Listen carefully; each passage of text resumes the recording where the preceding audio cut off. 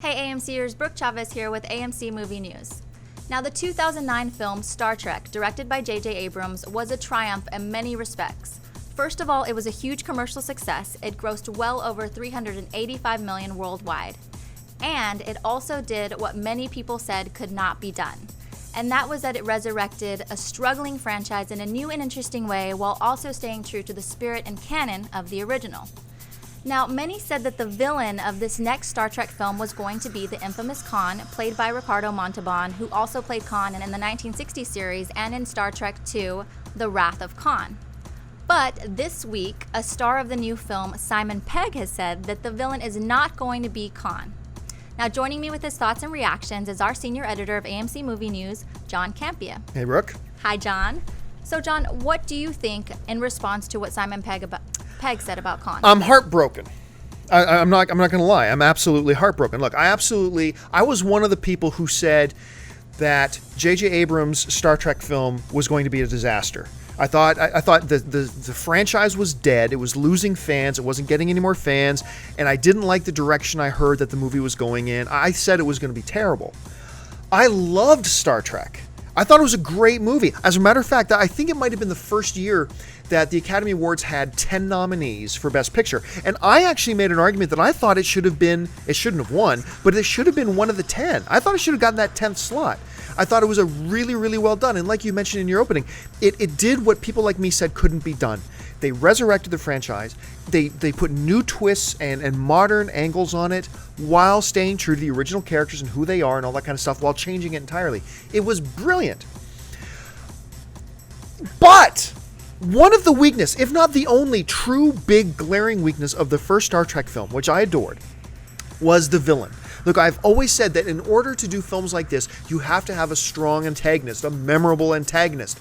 And Nero, despite the fact that he was played by Eric Bana, who is one of my favorite actors working today, Nero was just not. He was a flat villain that didn't make a lot of sense. He was the one glaring weakness of the film. Not the performance of Eric Bana, but the character in and of itself. Now, that can be excused and covered up because they focus so much on the other characters, reestablishing these characters that we all know so well, Kirk and Spock and Bones and Scotty and, all the rest of them. So that was kind of covered up, the weak villain.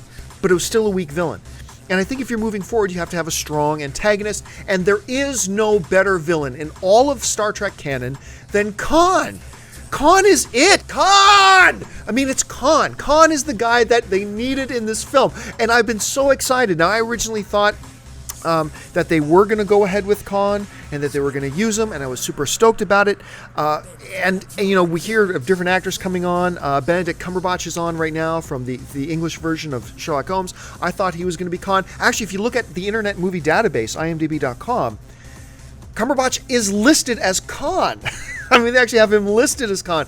And for Simon Pegg to come out now and say it's not going to be Khan, it breaks my heart. I am completely saddened by this. And some people, they want to make an argument that, doing Khan isn't original. Do something original. Just go back. Really? Really? I didn't hear people whine and moan and complain when Christopher Nolan said he was using the Joker, which only got, Best Academy Award, had everybody raving it was one of the best characters in any comic book film of all time. Did you hear anybody crying and moaning and complaining that Christopher Nolan went back to the Joker? Oh, he's been used so much. Obviously not, because the Joker is a rich, terrific, wonderful character that's going to add to the film. Khan is that kind of guy.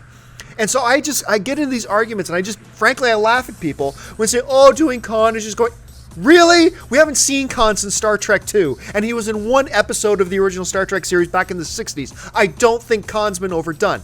Now, that being said, obviously, J.J. Abrams, he knows what he's doing with Star Trek. I trust him. It does break my heart that it's not Khan overall, but still, we'll see where he goes with it. I still have faith in this film. It just breaks my heart that it's not going to be Khan. Sure, and I'm sure a lot of your viewers will agree with you when it comes to Khan, but if not Khan, then who do you see in the role of the villain? Well, see, that's the interesting thing. Unlike things like Batman or things like other comic book, say, entities, Star Trek does not have a really rich history of a huge pantheon of bad guys. Now, they've got some big ones.